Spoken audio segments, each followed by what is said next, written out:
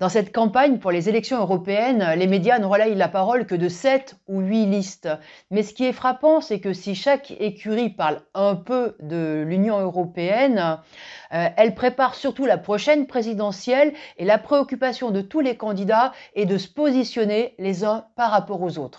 Et malgré toute leur rivalité, il y a un consensus qui se dégage entre tous les candidats, de l'extrême droite jusqu'à la gauche, jusqu'au la France insoumise et jusqu'au Parti communiste, c'est la question de la souveraineté française contre la concurrence déloyale. Mais qu'est-ce que cette souveraineté française signifie pour les travailleurs ? Les seuls qui décident pour ce qui est vital pour nos vies de travailleuses et de travailleurs, ce sont les grands groupes. Ce sont les Michelin, ce sont les casinos qui décident s'ils ferment ou s'ils ouvrent des entreprises. Ce sont les grands distributeurs de l'énergie qui décident de fixer le prix de l'électricité. Ce sont encore les grandes chaînes de distribution qui répercutent ou pas dans la proportion qu'ils décident, la flambée des prix. Ce ne sont pas les ouvriers polonais, moldaves, ukrainiens ou chinois qui décident du blocage des salaires, des licenciements ou encore du recul de l'âge de départ à la retraite. Ce sont les capitalistes, c'est la grande bourgeoisie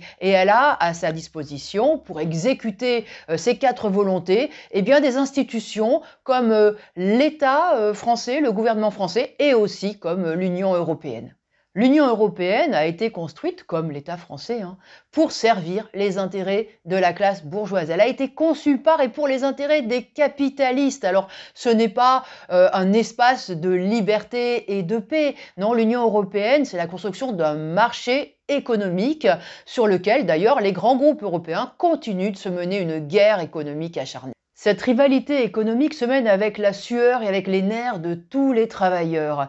Ici, cela se traduit en course à la compétitivité, en plan de suppression d'emplois, à une précarité de plus en plus importante, et ça, c'est vrai à l'échelle de tous les pays de l'Union européenne. En Afrique, au Moyen-Orient, cela se traduit par une concurrence acharnée pour les accès au pétrole, aux matières premières, aux terres rares, qui régulièrement dégénèrent en guerre tout court, qui font des millions de morts et des millions de réfugiés. Cette rivalité économique est au cœur de toutes les relations internationales. Et maintenant qu'il y a la guerre en Ukraine et la menace de guerre généralisée, eh bien il se pourrait qu'on la paye aussi avec notre peau. C'est pour nous y préparer que le gouvernement nous habitue à marcher au pas derrière le drapeau tricolore. Et puis tous les autres politiciens qui nous servent du matin au soir leur souveraineté française, leur patriotisme économique, nous mettent eux aussi en condition pour la guerre. Alors, le 9 juin, avec la liste lutte ouvrière que je conduis, nous pourrons affirmer notre rejet de toutes ces guerres. Nous pourrons affirmer que nous nous opposons à nous sacrifier pour les intérêts du grand capital et que nous ne faisons aucune confiance dans aucun de ces politiciens qui visent à diriger les affaires de la bourgeoisie.